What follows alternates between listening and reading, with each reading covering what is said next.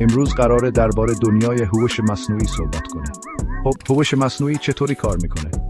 یه ربات کوچولو رو تصور کنید که داره کلی اطلاعات رو مثل چیپس رو پف میخوره، الگوها رو یاد میگیره و تصمیم میگیره.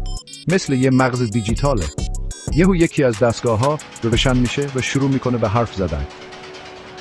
پروفسور ما میخنده و میگه آروم باش، هنوز دارم توضیح میدم.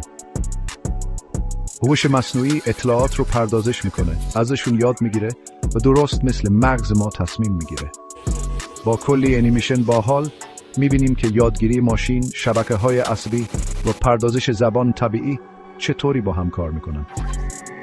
و حالا یه نکته جالب، متن این ویدیو رو یه هوش مصنوعی نوشته و یه هوش مصنوعی دیگه اون رو تبدیل به ویدیو کرده. دیوانه کننده سر، نه؟